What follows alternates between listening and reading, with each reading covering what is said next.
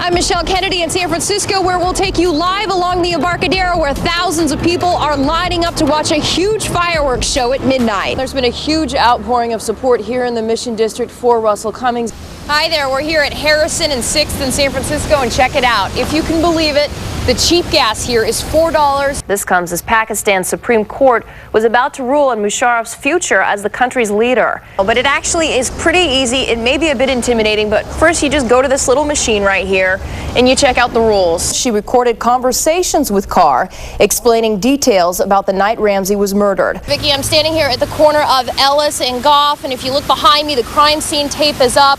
And for the most part, Ellis between Goff and Franklin is closed right now while police comb through this scene. We'll go ahead and get right to some video we shot right after this shooting happened.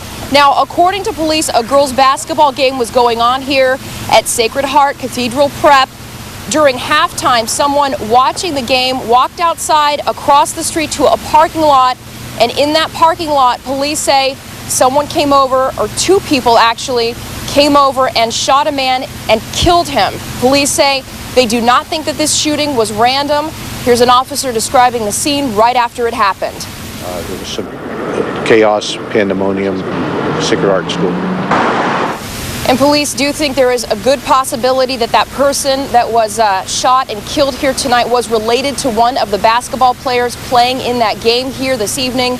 We're back out here live on Ellis between Franklin and Goff. If you do need to come down here, be prepared. This street is closed and officers should be out here for the next couple of hours combing through the scene, again, trying to figure out exactly what happened out here. Police say they believe two suspects, or at least two suspects, were involved in this shooting. All they have for us right now is that they fled on foot and they were wearing dark clothing. We'll, of course, have updates on this story and more details as they become available to us. Reporting live in San Francisco, Michelle Kennedy, KRON 4 News. An incredible sight from the street. An even more incredible sight from inside of this house.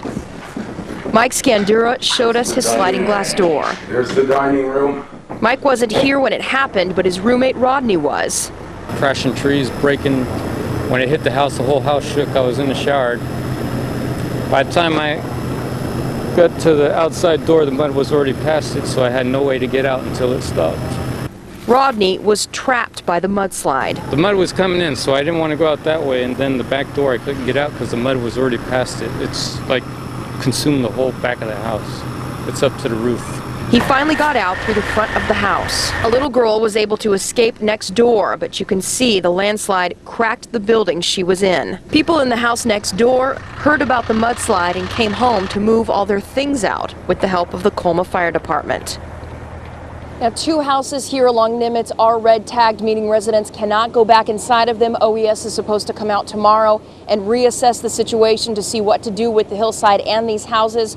Good news is it isn't raining, but there is more rain on the way. KRON 4's Michael Kelting joins us now live with those details. Michael. Can we talk to you real quick? We just want to hear your side. That was Art Maxwell. He put this sign up reading, "Stay back," outside of his Berkeley home after we asked him to tell us his side of the story surrounding Becky Temko Park.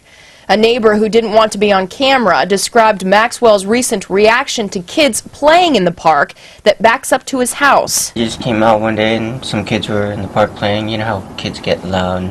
He just got angry, I guess, started yelling at him. What was he saying? Stuff like, oh, you know, you're not supposed to be unsupervised. If you're not going to be quiet, I'm going to call the cops.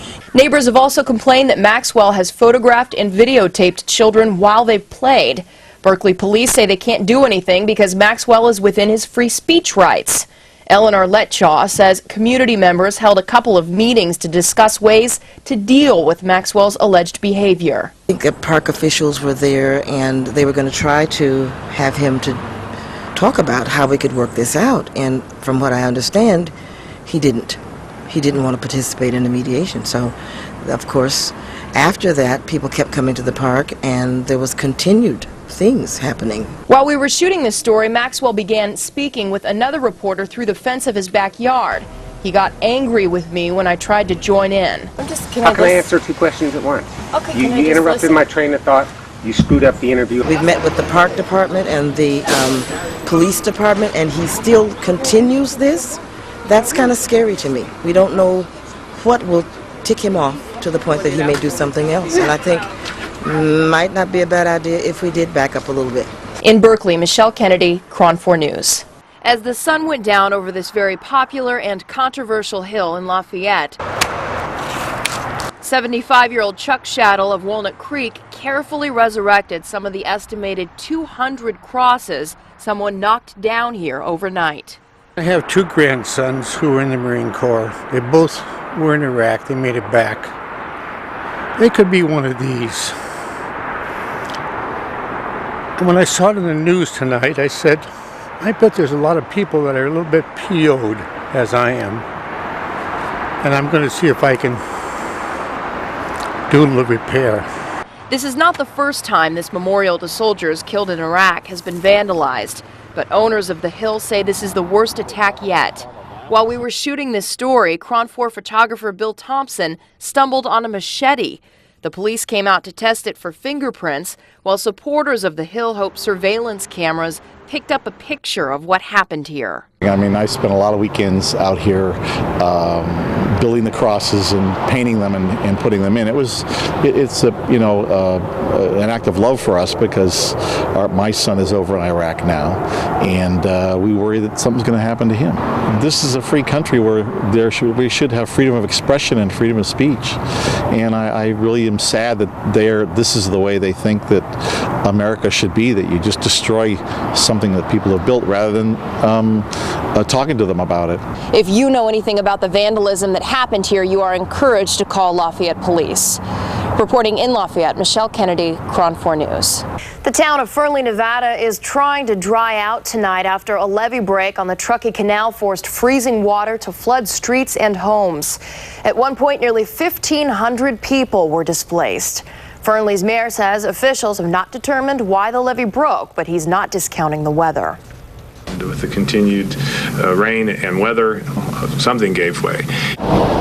Now, officials are checking out reports that gophers or rats may have gnawed through the eastern side of the canal, weakening it before the heavy rains came through, leaving a 50-foot gash in the levee.